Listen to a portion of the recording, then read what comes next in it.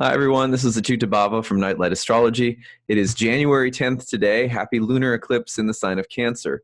I have a little bit of laryngitis, so this video is going to be relatively brief today. And this is due to, by the way, my own, my own, my own stupidity. The past few nights I've been really enjoying, well, actually the past 2 weeks on and off, I've been enjoying bonfires outside, where it's really cold and there's a lot of smoke. And I've been playing my guitar and singing and chanting, like it's just getting cold. So getting a cold.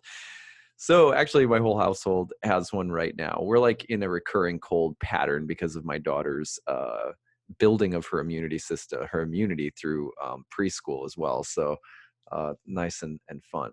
But you get like the James Earl Jones version of my voice today. Like, I came downstairs this morning and I sounded like this, and my wife was like, "Well, I kind of like it." And I was like, "What, do you not like my voice normally?"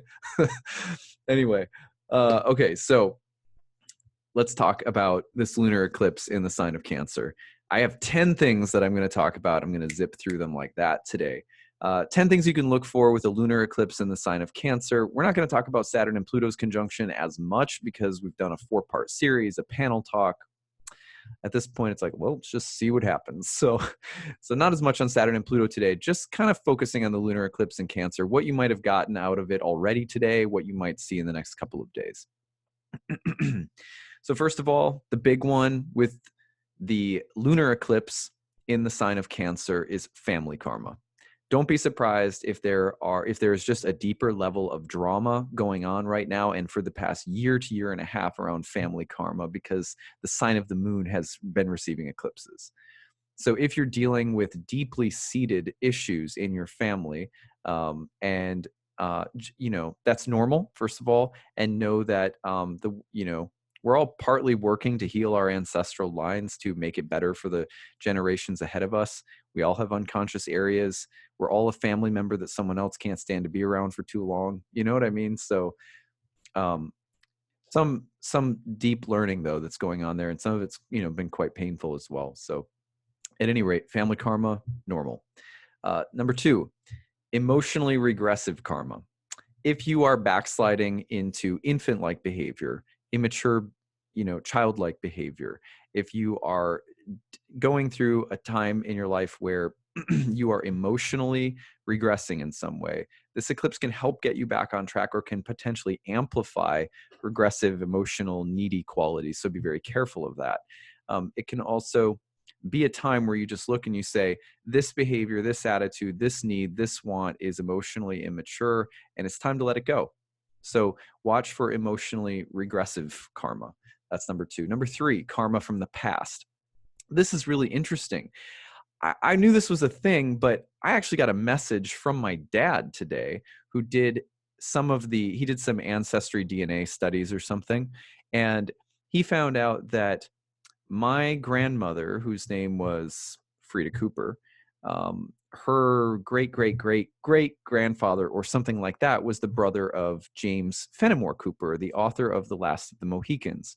The reason that's so weird and interesting to me, other than just like, okay, so that literally while the eclipse was perfect, I got a text message from my dad being like, hey, did you know that your grandmother's great great great great great grandfather was the brother of James Fenimore Cooper, the author of Last of the Mohicans? Like, first of all, it was just weird to have that happen. But second of all, it was kind of cool because he's an American romantic author, and was probably one of my favorite books growing up, Last of the Mohicans. I had a very deep emotional relationship with that book and that movie and the soundtrack to that movie that came out when I was probably in like high school or college, I think it was. Anyway, so that was really interesting. And I don't know what it means. I have no idea, but it validated for me, at least, that there is a little bit of the writer in somewhere in my family. You never know these kind of things, but I've always felt that there was, because I have a Cancer sun in the 3rd house. So I looked at his birth chart, James Fenimore Cooper, Mars in Cancer, right around the same degree as my sun, both getting the eclipse today. pretty interesting. I have no idea what that means. I have no claim to fame. I'm no great, no great author, but I did study writing in school. I did publish a book. And that book and that movie have always been really deeply important to me, which is really weird. Actually, the first time I ever heard about that book, I was watching, it was from the movie The Never-Ending Story. The little boy's in a bookstore, and there's an adult who's reading a book, and he's reading the Never-Ending Story is sitting there, and he goes, "What's that book?" And he goes, "Oh, no, that one's not for you. That's not for little kids." And he goes, "I'm not a little kid. I've read everything. Tarzan, 20,000 Leagues Under the Sea, Last of the Mohicans." And when I first heard the name of that book, I asked my dad, like, what's Last of the Mohicans? And he told me what it was. And then I ended up reading a comic book version of it first. And then a little bit later, I read the book and then loved the book and reread it many times. And then ended up, ended up really loving the movie as well. So it's just really weird. It was just a weird thing.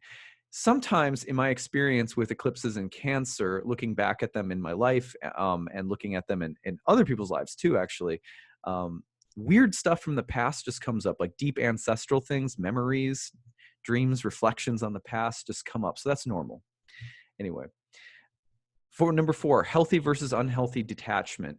There is some way in which you can't help with the opposition to Saturn and Pluto for there to be some need to detach from things that are emotionally regressive or immature, to detach or create boundaries or separation with things.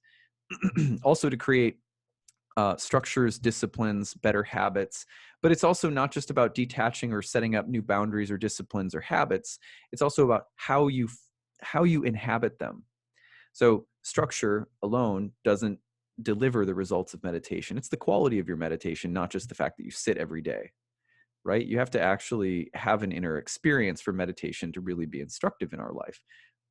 So, structure, discipline, but also what we fill it with, the content and quality of heart and emotion that we have within the structures of our life.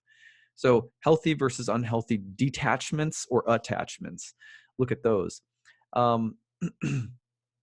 Limits to limits, meaning sometimes we've set up limits in our life and we're realizing that they're too strict. We need to reduce some form of limitation because our emotional body's getting cut off a little bit, go the opposite direction.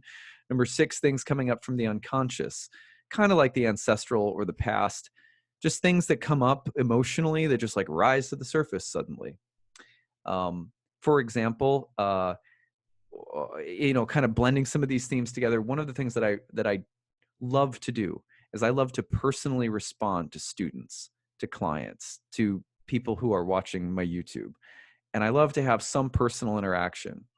I also realize that it's been flooding me and that it's been draining me from, spending more time with my family or whatever. So one of the things that I decided to do with the Kickstarter this year was that if we did well enough that I would hire someone to some part-time personal assistant work.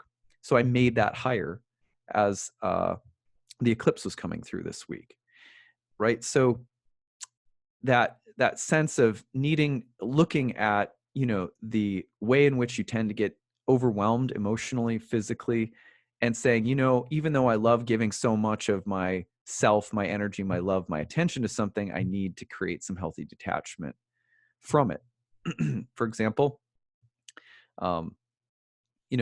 sometimes in families, when people live close together, there's some need to create some healthy degree of separation or really understand your boundaries. You want to make sure that if you have someone who is caretaking, right, that like my mom, like when my mom comes to visit or whatever, she's come before, and her coming and staying and babysitting has allowed me to go to India and do personal inner work, professional development, and so forth. So she's come and done that work. But I've also, back and forth, as you guys can, the Cancer Capricorn axis, you kind of have to go like, are you okay with this? I don't want you to overgive. I don't want to take advantage of you. If you need to say no to something, right?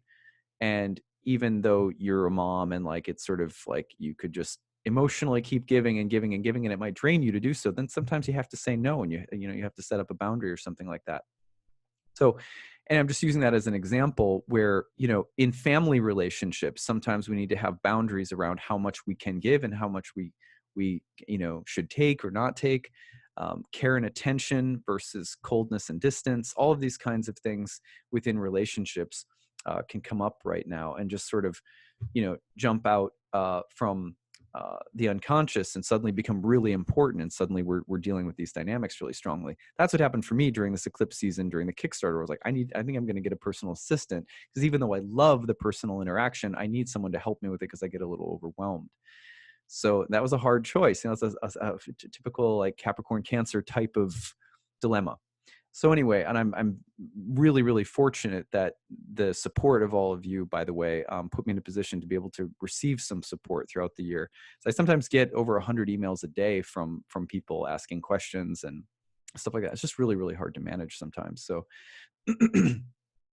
we went through something similar actually a few years ago, about 4 or 5 years ago, when we decided we were managing our yoga studio that we ran here in the DC area, and we love doing it ourselves. We love being involved in everything, and we had to hire a part-time manager. It's just like something you have to do sometimes. Just reach out and ask for help if you need it. Okay, devotion to something, number 7, paying dividends. If you've been really emotionally devoted over time to something, you may see that there's a fruit or a blossom happening, and that something is the fruit's coming off the tree, because that's what full moons are. But eclipses, sometimes they bring special fruit. You can also find a new support system, emotionally, spiritually, physically, organizationally, or change one. Number 9, there can be lessons about emotional maturity in general. And then number 10, finally, making the adult decision. Those are all things that can come to mind with this eclipse season that we're in, but specifically with the lunar eclipse in Cancer. So think about those things. I'd love to hear your stories. How are you seeing the eclipse manifest in your life? I hope that you're having a great weekend, and that you've been able to also tap into some of the Saturn-Pluto wisdom, which we're coming around to on Sunday. I think I've said all that I want to say about Saturn-Pluto. I'm just ready to see what happens at this point. We'll be back soon, though. I'm going to be previewing a 3-week series that I'm doing on the ancient use of the nodes of the moon. That's coming up next Thursday night. So I hope you'll stick around and check out that. I'll be posting that probably over the weekend. So stay tuned. All right. Take care, everyone. Happy Eclipse Day. Bye.